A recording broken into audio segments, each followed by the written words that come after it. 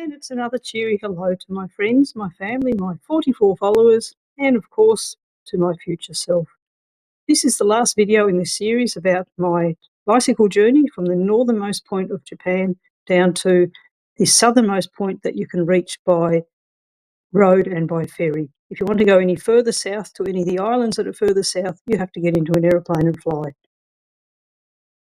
A few weeks ago, I met another solo female cyclist by the name of Linda. She's from the US, and we decided to do the last stretch of my tour together. So we hopped on a ferry in Kagoshima, which took us down to Amami-Oshima, which is a very small island about halfway down to Okinawa.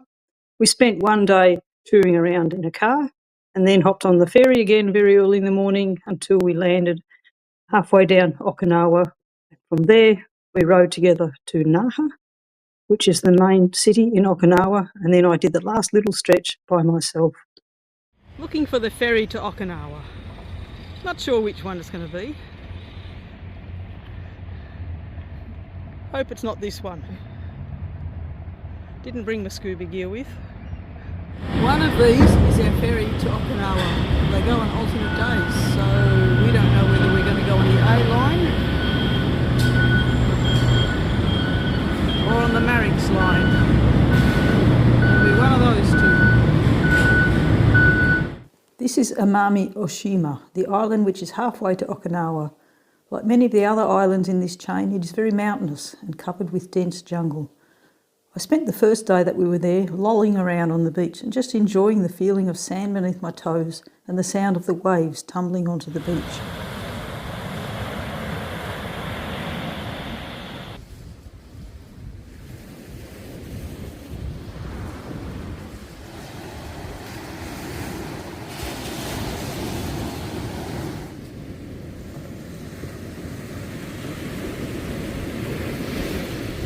On our second day on Amami-Oshima, we hired a car to tour the island. Our first stop was a beach covered from end to end with coral and shells.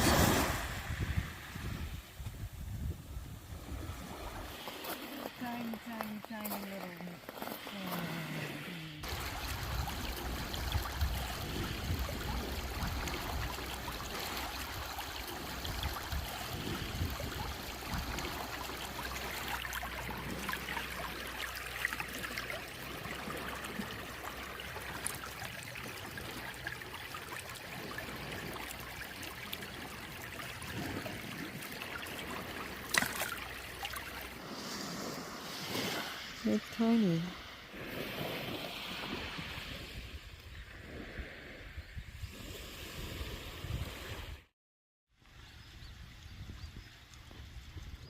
Once we decided that we were all beached out, we drove along the beach, over the headland, through the jungle, around dozens of corners and down into another bay. This bay had lots of little rocky islands off the shore. And while I was admiring those and staring at a recent landslide, Linda crossed the road and found a coffee shack, which was pretty amazing because it was all very Wild West.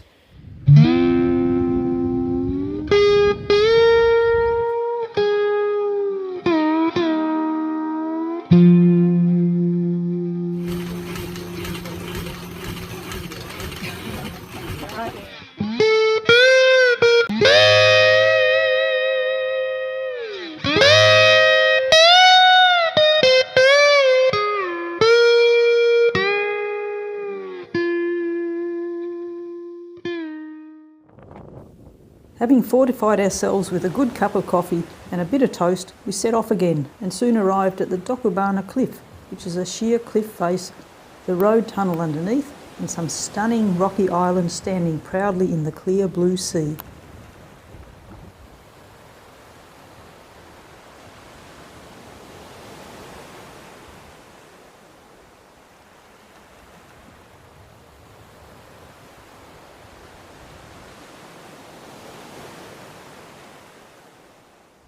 A short time later we came to Setouchi, a fishing village on the southern shore of the island with the usual collection of small boats and one very big fish. Now some tourists know how to behave appropriately when confronted by a very big fish, but others, unfortunately, just can't be helped. The last stop for the day was a mangrove reserve. Now, I know nothing about mangroves, at all. So all I can say is that it rained a lot and everything was really, really wet. It was still bucketing rain when we left Amami-Oshima, and in fact the weather was so wild that our ferry couldn't call in at Yoron, which was supposed to be our next island jaunt.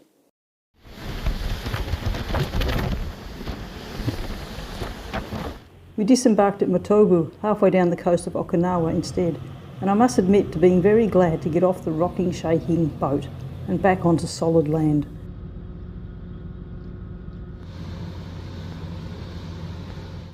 Okinawa is a tropical island, so of course I had to try out all the various fruits which were on offer, but I also tried out an Amami-Saki, which is a non-alcoholic fermented rice drink which is traditional in this area. It's supposedly rich in nutrition. It also improves the skin, increases metabolism, improves digestion, and even strengthens the immune system. Well, we'll see.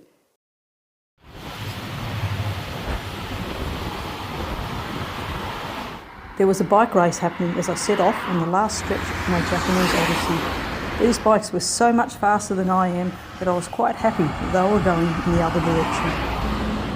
This is paradise. On the one side you have this, the other side you have this.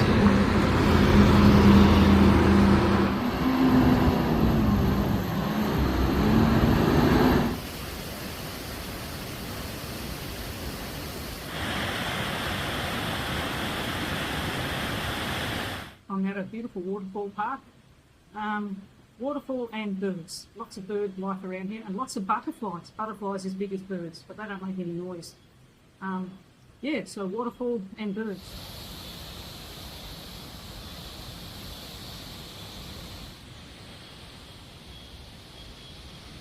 It's nice not to have the roar of traffic in my ears for a change. When I was looking at my route for Okinawa, I realised that the interior is all mountains, and along the coast, the relatively flat parts are full of roads. And so I had a choice of lots of traffic or lots of mountains. Traffic is nerve-wracking, noisy and nerve-wracking. Climbing mountains is death by degrees, so I tend to choose traffic, particularly if there's a decent bike path, and I just block out the noise and just try to ignore all of the nerve-wrackingness of it and just focus on riding along the bike path and getting from A to B. Leave the mountains to those people with more muscles in their legs. The plan at the moment, such as it is to get to Naha, the main town in Okinawa where the airport is, in the next few days. Then I need to find out where I can find a bike box, pack the bike in, and I don't need to fly. I'm not flying out for another 17 days or 2 weeks, something like that. So once I've got the bike sorted, I can possibly go to some of the outer islands and just have a bit of a holiday, which would be very, very nice. But we'll see. I need to get the bike organised first.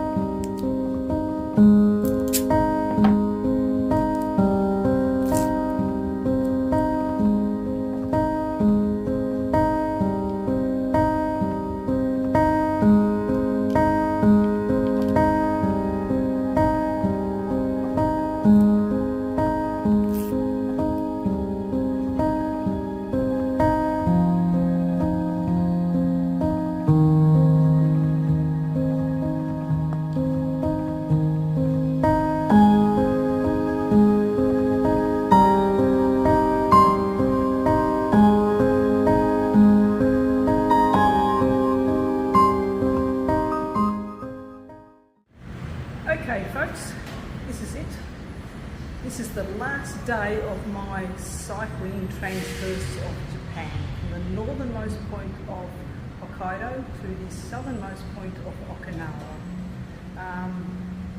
Yeah, it's a bit weird to have the last day. I'll talk a little bit more about that later on, but yeah, starting on my last day. Okay, the original plan was to cycle through the rice paddies and the bucolic countryside to the Cape, do some very deep and meaningful commentary on my transverse of Japan, north to south. It's not working out quite like that. I'm puffing and panting, doesn't make good audio.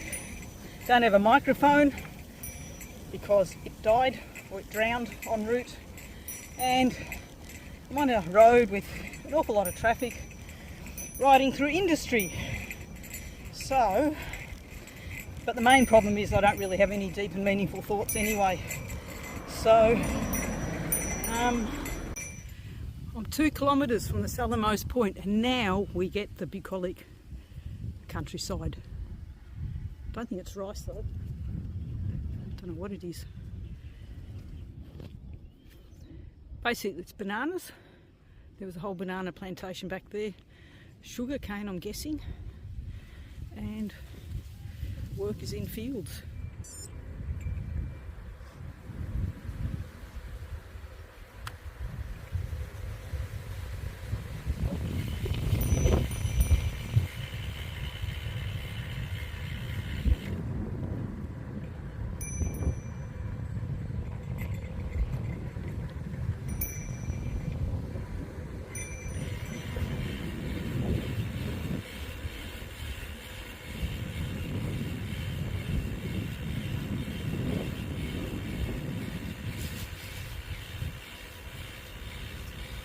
From a distance I can see that there's some weather instruments at the Cape, so there has to be a road there. So I've been riding in circles, figuring that maybe Kamut doesn't know where the road is, and this is what I found. There's this trail going through the shrubbery.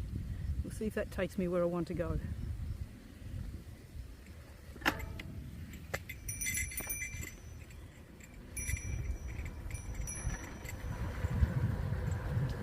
Looking less and less agricultural, more and more jungly, and maybe it's opening up to something interesting, or maybe not. There's nothing interesting, I'll just sit on the path and have my picnic.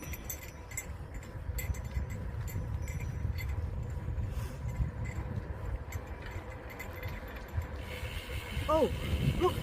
A car park.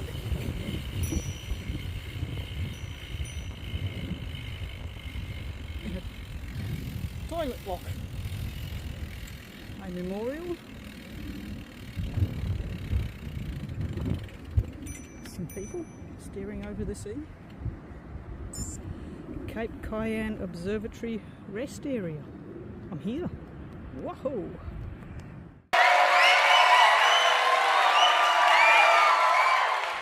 Time for a bit of a geography lesson. Over here is the East China Sea. There is Cape Cayenne. And the other side of Cape Cayenne is the Pacific Ocean. So yeah, Cape Cayenne's definitely the most southerly point. And as usual, there's a bit of a shrine here, though who the brave people are who hop over the fence and put pink things there, it's a bit of a mystery.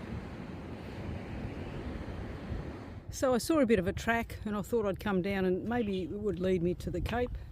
Came around a corner and I see a lighthouse. Very nice. With a sign. Something about shipwrecks and coastguards. Tried to translate it with Google Translate but wasn't terribly successful. It was at this point that most people would have something profound, deep and meaningful to say about their long bike trip. But I'm not most people. The facts are, I pedalled 3,541.8 kilometres in 4 months from Cape Sawyer in Hokkaido to Cape Cayenne in Okinawa. I only wore my cool weather clothes for 2 days. The rest of the time I was in shorts. I ate mountains of rice, drank a Pocari Sweat nearly every day, met dozens of lovely people, and learnt a bit of Japanese. What I enjoyed most about this journey was experiencing the changing countryside at such close quarters, from the cold coast of the Sea of Okhotsk and its scallop fishing villages in Hokkaido, through the mountains, rushing streams and rice paddies of Honshu, over the Shimanami Kaido to Shikoku, through the forest of Kyushu and along the tropical coast of Okinawa. Every region was different, and every region was a joy to pedal through. And that is the end of my ruminations, and I'll now focus on being beautiful. Now that I finished that transverse of Japan and had finished all of the cycling that I was going to do in that tour, it was time for a spot of souvenir shopping, that all-important gathering of stuff to take home. And of course, in between, I went off to the islands to have a bit of a holiday, but that'll be another video. And eventually the time came where there was nothing else to do but to pack up the bike into a bike box and lug it off to the airport, say a very sad goodbye to Linda, who'd been a stalwart companion the last few weeks, and fly back to Australia. And that was it for that journey. Okay, so I'm back in Australia and absolutely luxuriating and not having anything that I have to do on any particular day.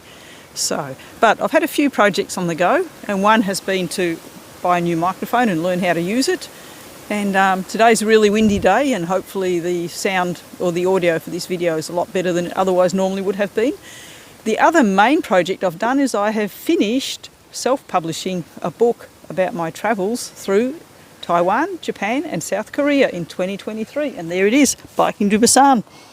And yeah, if you want to go cycling to any of those 3 countries, this is the book to buy. It's available on Amazon. It's also available as an ebook, which is a lot cheaper and doesn't cut down as many trees. So anyway, there's my book, there's my microphone. Thank you. Bye.